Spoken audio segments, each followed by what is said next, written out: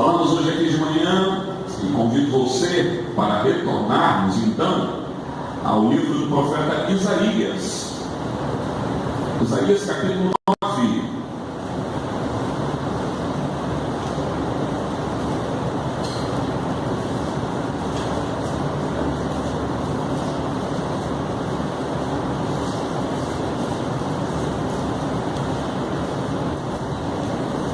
Isaías 9.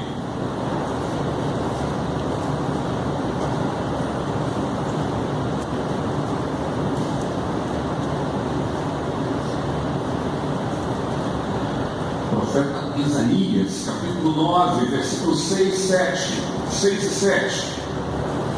É bem conhecido esse texto.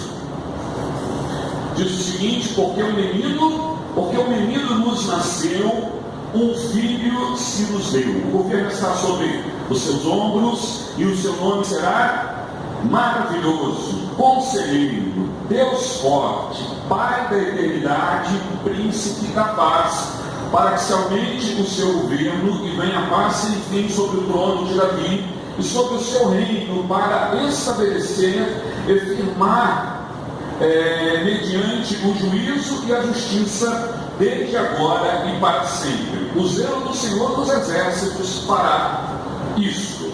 Profeta Isaías, todos os profetas registrados aí, que nós encontramos no Antigo Testamento, ele é o que mais falou a respeito do ministério de Jesus. Não é à toa que ele é conhecido como profeta messiânico. E é interessante que ele fala não de um aspecto apenas do ministério e da vida de Jesus, mas você vê Isaías falando desde o nascimento de Jesus, do porquê do seu ministério até a paixão, até a morte, enfim, ele cobre toda a vida de Jesus. Você lê ali Isaías capítulo 53, que é um texto conhecidíssimo por nós, que fala a respeito ali de Jesus na cruz, o castigo que nos traz a paz estava sobre ele, por suas pisaduras fomos sarados. Se você lê esse capítulo de forma atenciosa, você consegue visualizar, você consegue ver um quadro do que foi a crucificação de Cristo, do que foi, qual o sentido, qual o significado daquilo que Jesus passou por nós ali na cruz do Calvário. E aqui, no capítulo 9, esse é um texto muito usado, versículos 6 e 7, muito usado no período do Natal.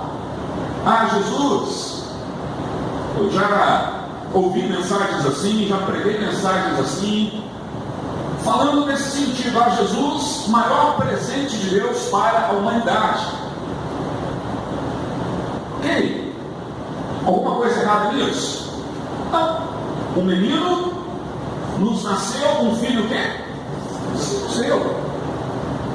Mas hoje pela manhã nós começamos a olhar para esse texto e eu convidei a igreja a olhar abaixo da superfície, olhar de uma forma mais profunda o sentido dessa declaração. Eu expliquei aqui que esse texto ele tem três partes. Ele fala de um rei, ele fala das características desse rei, e ele fala da forma de governo desse rei, ou como, em que base, firmado em que está o reinado desse rei.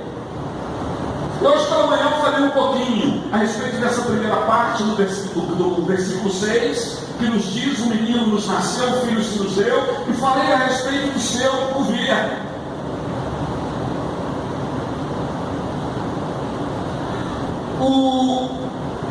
Seria um erro afirmar e dizer que a obra de Cristo Jesus ela limitou-se apenas à cruz do Calvário. Óbvio, meus irmãos, que na sua primeira vinda, o principal ministério, o mais importante, foi a morte e a ressurreição de Cristo. Eis o Cordeiro de Deus, não é o que diz lá João Batista, que tira o pecado do mundo. Jesus veio para quê? Para morrer pelos nossos pecados, para nos substituir, para entregar a sua vida, pela nossa vida. Esse é o principal ponto. Mas Jesus também ele veio para estabelecer um reino. Isaías ele faz uma referência aqui, ele diz: o governo está sobre os seus ombros. Jesus veio para morrer por nós? Sim. Veio para nos justificar? Sim. Mas ele também veio para lançar as bases ou os fundamentos de um reino. O reino de Deus, em primeiro momento, tem falado muito isso aqui, não é na sua primeira vinda, Jesus ele não veio implantar um reino físico, geográfico, isso vai acontecer, eu creio, vai chegar o tempo, vai chegar a hora disso acontecer, amém, meus irmãos? Mas ainda não foi na sua primeira vinda que isso aconteceu. Jesus ele veio para lançar as bases do governo do reino de Deus. E aonde estão essas bases? Nós falamos hoje aqui pela manhã, está na minha vida, está na sua vida, está na vida daquele que crê. Jesus veio para governar, para ser um rei, para ser o soberano de um reino. E quem faz parte do reino de Deus? Aquele que faz a vontade de Deus. Se eu sigo a Cristo, se eu faço a vontade de Cristo, se Jesus é o Senhor da minha vida, eu falei isso aqui, não é? Estou repetindo alguns aspectos aqui que eu acho importante, alguns pontos, não é?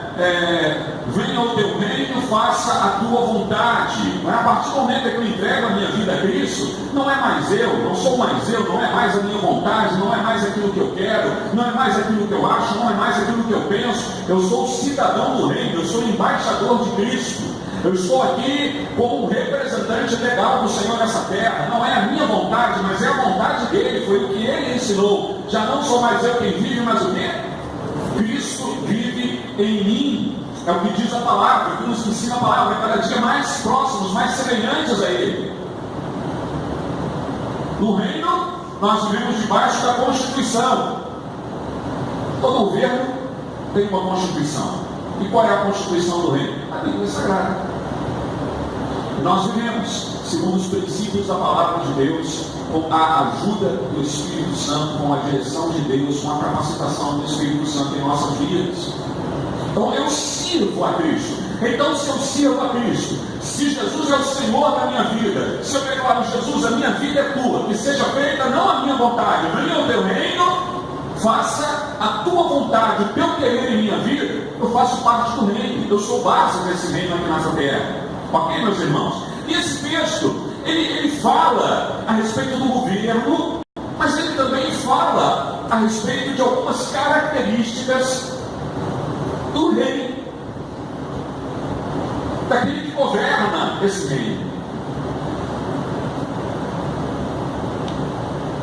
Porque o menino nos nasceu, um filho se nos deu, o governo está sobre os seus ombros, ou sobre a sua responsabilidade.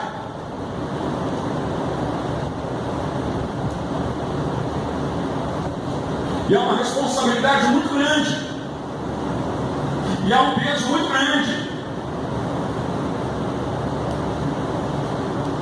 Para desempenhar esse papel, essa função de rei, do reino de Deus, de rei dos reis, de senhor dos senhores, de soberano do reino de Deus, Cristo ele tem algumas características que o diferenciam,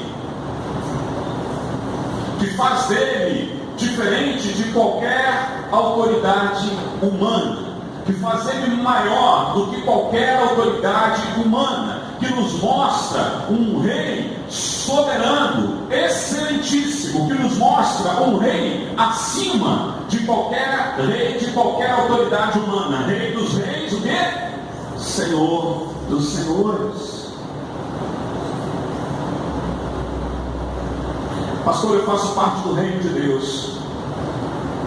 Quem reina em minha vida é Jesus.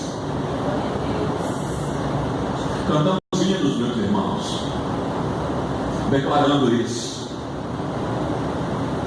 afirmando isso. Ah, Jesus reina, reina em mim. Senhor, venha o teu reino, faça a tua vontade. Senhor, tome a minha vida, tenha o controle da minha vida. E muitas vezes, meus irmãos, não paramos para pensar na seriedade daquilo que estamos declarando e afirmando. Estamos nos tornando cada vez mais indesculpáveis diante de Deus. Porque naquele grande dia, quando chegarmos perante o justo juiz, não vai ter desculpa, mas você cantou, você declarou, você afirmou, você disse: teu é o reino, teu é o poder, tua é a glória para sempre, amém. Você cantou: venha o teu reino, faça a tua vontade, seja assim na terra como é no céu. E tantas outras músicas, tantas outras declarações que você fez nesse sentido. É sério, meus irmãos, isso é muito sério, não podemos levar isso na brincadeira. Não estamos aqui tratando com homem, estamos tratando com Deus. Eu disse aqui no momento da consagração do Ariel Felipe que é um momento solene, que é algo muito sério. Falei com os pais: olha, vocês têm uma responsabilidade, e quando chegar aquele grande dia, antes do pastor ser cobrado, vocês serão cobrados pela responsabilidade, porque vocês são pai. É sério, gente.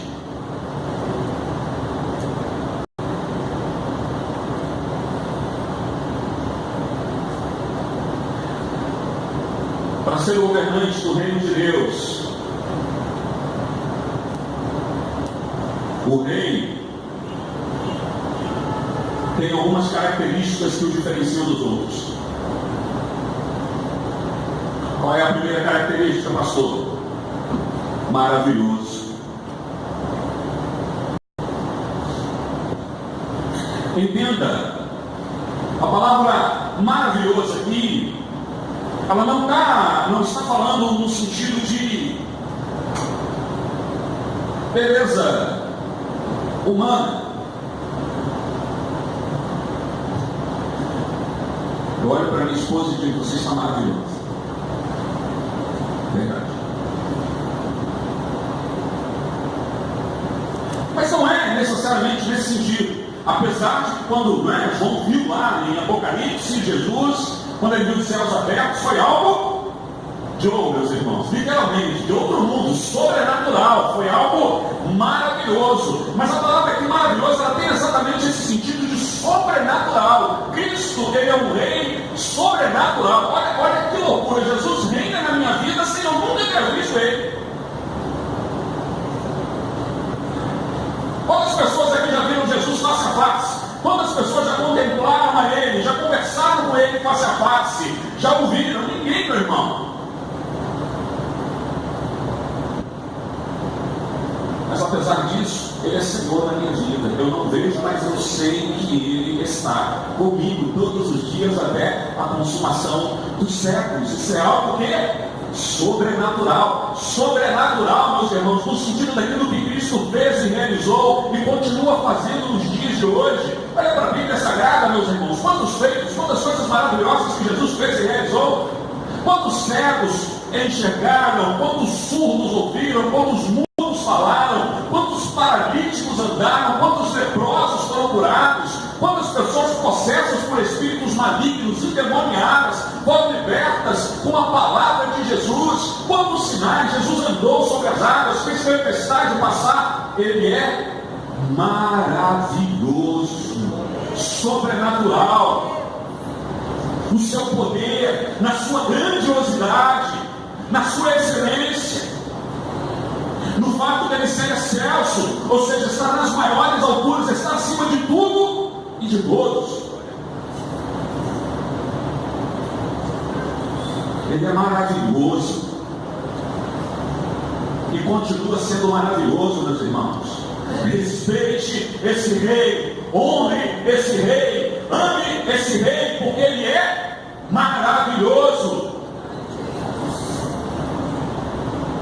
Cristo deve ser reverenciado, respeitado, honrado, obedecido, prestigiado, porque ele é maravilhoso.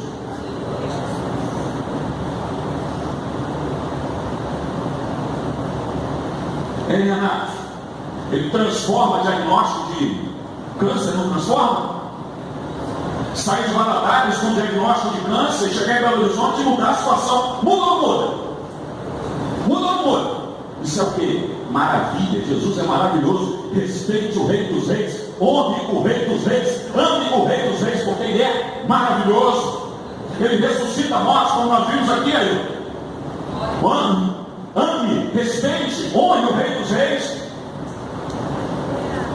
Ele continua maravilhoso nos dias de hoje. Ele está presente em nosso meio, não para ser tratado como um qualquer, não para ser tratado, vamos lá na igreja, não, oba, não, meu irmão, Ele é rei, Ele é maravilhoso, Ele continua operando sinais e prodígios no dia de hoje, Ele continua curando enfermos, libertando cativos, Ele continua operando maravilhas, Ele continua trazendo à existência coisas que não existem, Ele continua abrindo porta de faculdade, não é, minha irmã? Abre lá. Ele continua maravilhoso, dando filhos para quem não podia ter filhos. Respeite, honre, reverencie, se submeta, obedeça ao Rei dos Reis, porque Ele é o quê? Maravilhoso. Conselheiro. A palavra de Deus nos diz que ao final do Sermão do Monte, ali no capítulo 7, as pessoas ficaram admiradas com as palavras de Jesus. Por quê? Não eram palavras repetidas, não eram palavras ditas como algumas das autoridades religiosas da época diziam, porque fulano disse que fulano, Beltrano falou. Não, eu digo para vocês, bem-aventurados, e aí eu começo, né?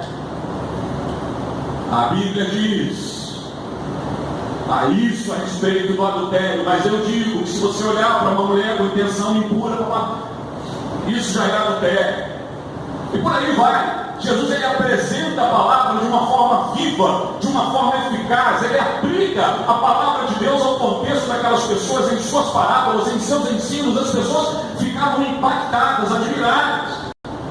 As pessoas, elas iam até Jesus por causa das curas, sim, porque Ele era maravilhoso, não resta a menor dúvida, mas elas também iam porque elas ficavam admiradas com a forma de Jesus ensinar, com a forma de Jesus orientar, com a forma de Jesus trazer para a realidade de cada uma daquelas pessoas a palavra de Deus, de mostrar para elas o que a palavra de Deus tinha como realidade para elas.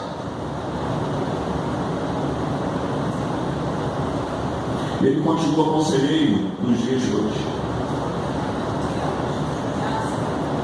Podemos olhar para a sua palavra, para os seus ensinamentos. Aliás, Jesus disse, no final do Sermão do Monte, aquele que ouve as minhas palavras e as praticas é semelhante ao homem que edifica a sua casa sobre a rocha. Vem o dia mal, vem a tempestade, e acontece aquela casa, ela permanece de pé. Aquele que ouve as minhas palavras e não as pratica é semelhante ao homem que edifica a sua casa sobre a areia. Vem o dia mal, vem a tempestade, e acontece aquela casa, ela cai, ela rua e grande é sua ruína. Na pessoa do Espírito Santo, Jesus continua falando aos nossos corações. Em quantos momentos, meu irmão, da sua vida, de dúvida, de incerteza, sem saber o que fazer, sem saber como tomar uma decisão, você orou e Deus te deu direção, Deus te deu sabedoria, você foi direcionado, a palavra de Deus te orientou, você chegou aqui no domingo à noite, você no final do culto procurou o pastor, procurou o irmão, disse, eu entendi esse negócio. Que negócio é esse? Eu chego aqui e parece que alguém contou a minha vida toda para você. Já aconteceu comigo algumas vezes isso. A pessoa chega, parece que alguém contou a minha vida toda para você, eu te contou mesmo. Quem foi? Foi o Espírito Santo, né? Ele conta mesmo. Respeite, honre, reverencie, se submeta, porque Ele é o maior de todos os conselheiros. O apóstolo João, quando viu Jesus glorificado ali no livro de Apocalipse, diz que ele tinha os seus cabelos brancos como a neve. Na palavra sagrada, na Bíblia sagrada, cabelos brancos sempre foi sinônimo de sabedoria. Na Bíblia, se você ler Provérbios, nos é ensinado, orientado a você respeitar as pessoas de cabelo branco, pela experiência, pela vida que elas têm, né? Pela história que elas têm. O texto diz que os cabelos de Jesus, aqueles que quando João viu glorificado, eram o quê? Brancos como?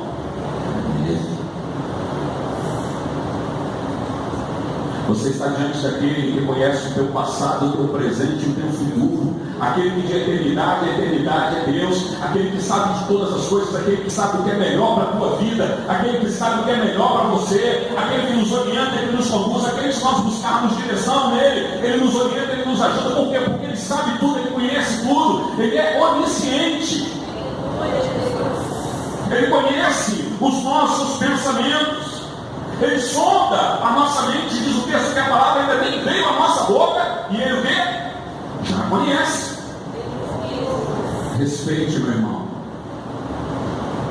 Você está na presença do Rei dos Reis e do Senhor dos Senhores. Honre, respeite, reverencie, obedeça, pima. Ele é conselheiro, Deus forte.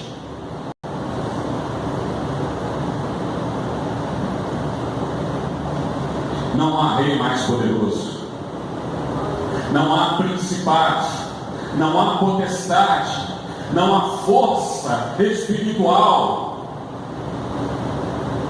mais poderosa do que Cristo.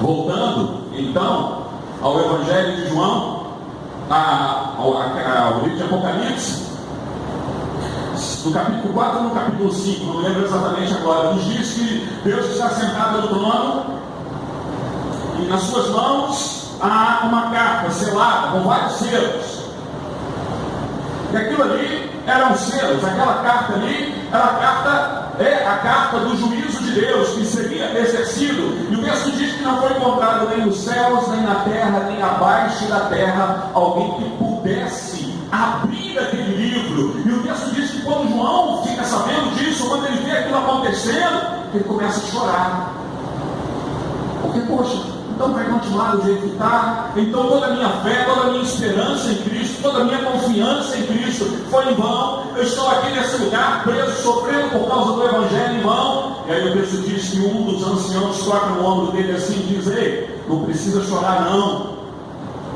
porque é verdade, ninguém foi achado no céu, na terra, debaixo da terra, digno de abrir o livro, mas eis, aleluia, que o leão da tribo de Judá venceu, e ele é digno de abrir os selos do livro.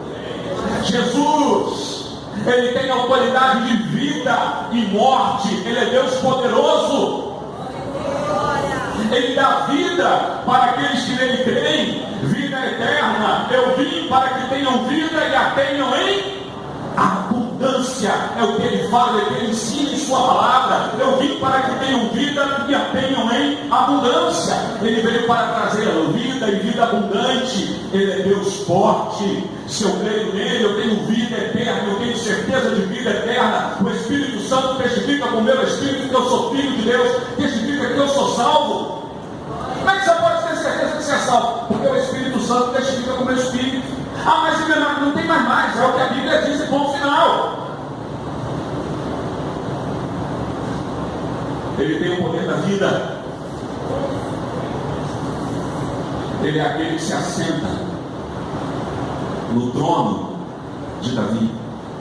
Ele é o Messias, ele é o Salvador, ele é o resgatador. Ele é aquele que virá para buscar a sua igreja com toda a autoridade e com todo o poder. Ele é o Rei dos Reis e o Senhor dos Senhores. Ele é aquele que vai se assentar no grande trono branco, como eu lembrei aqui hoje de manhã, para julgar toda a humanidade. Ele terá o cetro de autoridade. Aqueles que estiverem no livro da vida estão salvos, aqueles que não estiverem no livro da vida, condenados. Ele tem o poder.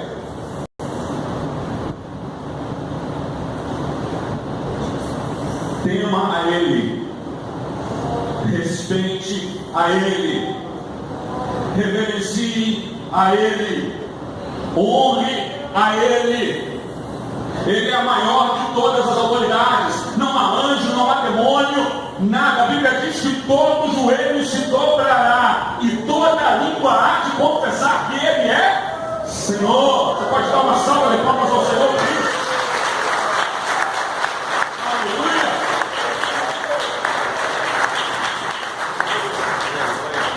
Todo joelho se dobrará, toda língua há de confessar que Ele é Senhor, meu irmão. Então respeite, porque você não está na presença de um qualquer. Então respeite, porque você não está diante de uma autoridade humana.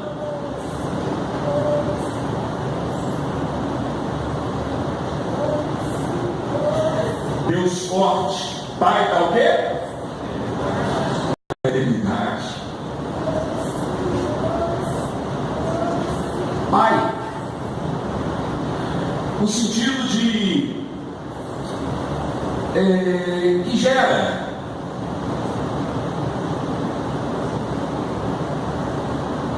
A palavra aqui, pai, ela vai muito além do gênero masculino, pai, homem, figura. Ela tem esse aspecto daquele que gera, daquele que dá forma.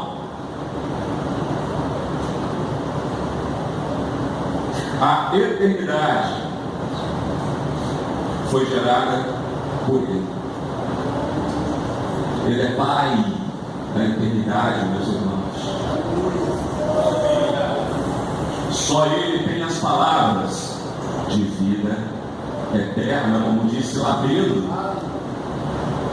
Para onde iremos, Senhor? Para quem iremos? Pois só Tu tens o quê? As palavras de vida eterna. Ele gerou a eternidade na minha vida. A eternidade com Deus. Antes morto em meus pecados, morto em meus delitos, agora vivo nele. Para Ele, porque dele por Ele, para Ele são todas as coisas. Se eu tenho garantia de vida eterna hoje, meu irmão, não é porque eu sou bonzinho, não é pelos meus méritos, não é pela minha capacidade, não é pelas minhas qualidades, não é por aquilo que eu faço ou por aquilo que eu deixo de fazer. É porque Jesus me ama, é porque Jesus morreu na cruz do Calvário pelos meus pecados e ressuscitou ao terceiro dia, venceu a morte, venceu o inferno. E através da sua vitória, Ele fez de mim, Ele fez de você, Ele fez de nós mais que vencedores. Somos mais que vencedores em Cristo Jesus. Então respeite, honre, não brinque com a santidade dEle, não brinque na presença dEle, leve a sério o seu relacionamento com Ele, leve a sério o seu compromisso com Ele. Porque se você tem garantia de vida eterna, foi Ele quem te deu. Pai da eternidade, príncipe da paz. Bonita a declaração, a forma como Isaías expressou isso aqui, príncipe da paz.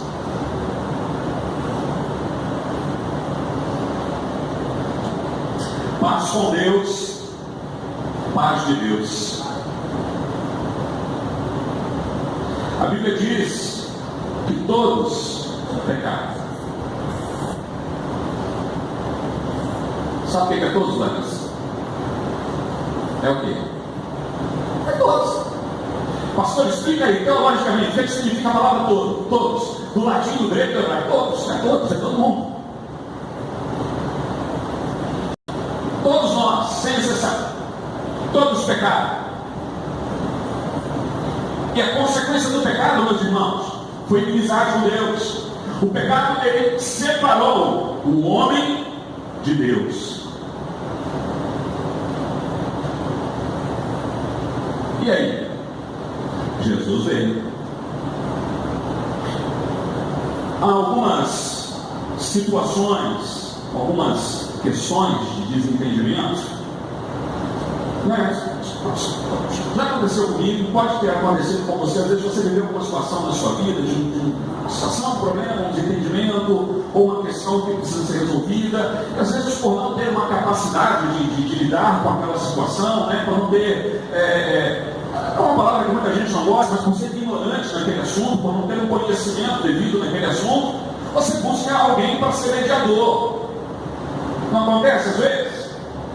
Havia uma inimizade, meus irmãos, entre o homem e Deus, e nada do que o homem fez ou faria seria capaz de aproximá-lo. Então teve que vir um mediador. E quem foi esse mediador? Quando o seu precioso sangue foi derramado lá na cruz do Calvário, quando ele clamou, quando ele gritou lá na cruz do Calvário: Deus meu, por que me desamparaste? Ele sentiu, ele que sempre andou em perfeita comunhão com o Pai. Eu e o Pai somos um. Nós vemos em vários momentos Jesus se referindo a ele, o Pai, ao seu relacionamento com o Pai. Você vê Jesus dizendo: Deus meu, por que me desamparaste? Jesus estava falando ali da cruz? Não, Jesus estava falando do peso do meu pecado, do peso do teu pecado, meu irmão, que nos separa de Deus. Toda a ira de Deus foi lançada sobre Jesus. Estava meditando ontem um pouquinho, brevemente, começando com a Tatiana a respeito do Salmo 90, onde Moisés ali, em um determinado ponto, ele disse: se nós tivéssemos noção do que é a ira de Deus, nós viveríamos diferente. Não temos ideia, meus irmãos, do que é a ira de Deus. Não temos ideia do que Jesus aguentou com o peso ali na cruz do Calvário. E foi muito mais do que o peso do seu corpo. Foi o peso do meu pecado, foi o peso do teu pecado, foi o peso da ira de Deus lançada sobre ele. Deus meu, por que me desamparaste? Senhor, eu estou aqui sentindo a dor terrível do pecado do homem. Eu estou sentindo o peso. O Cordeiro de Deus, o quê? Que tira o pecado do mundo. O Cordeiro de Deus que estava ali naquela cruz, e os meus pecados, os seus pecados foram transferidos para ele, e ele sentiu o peso desse pecado. E por esse evento, por essa atitude de Jesus, através dele, Deus pode olhar para a minha vida e para a sua vida. Se somos cidadãos do reino, se cremos em Cristo, se Cristo é o Senhor das nossas vidas, se Ele governa as nossas vidas, tá? Deus olha para nós e diz: é justo. Por quê? Porque nós temos a marca do sangue do Cordeiro em nossas vidas. Você lembra daquela historinha de Martinho Lutero que eu já contei para vocês? Dizem, não é? Não sei se é fato, que Satanás certa noite apareceu para Martinho Lutero e apresentou para ele uma lista imensa com todos os pecados de Lutero. Ele foi falando, e quando ele terminou, Martinho Lutero olhou para ele e disse: acabou? Não tem mais nada para dizer, não? Satanás disse: não tenho mais nada para dizer, não. Aí ele falou o seguinte: então escreve aí no final dessa sua lista: o sangue de Jesus me purifica de todos os meus pecados. Havia uma inimizade com Deus, mas quando Jesus morreu ali na cruz do Calvário, essa inimizade acabou. Portanto, há um só mediador entre Deus e os homens. E quem é esse mediador? Jesus passou a ser mediador. Agora eu estou em paz com Deus, porque Jesus intercedeu, porque Jesus morreu no meu lugar, porque Jesus pagou o preço do meu pecado, porque Ele me substituiu. Agora eu estou em paz com Deus. E se eu estou em paz com Deus, eu tenho a paz de Deus na minha vida.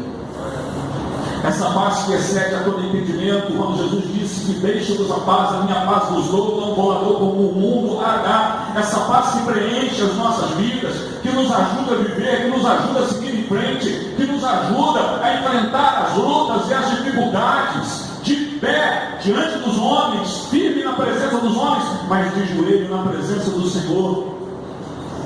Essa paz que nos fortalece nos momentos mais difíceis, mais tenebrosos, mais escuros e sombrios das nossas vidas. Essa paz que nos preenche.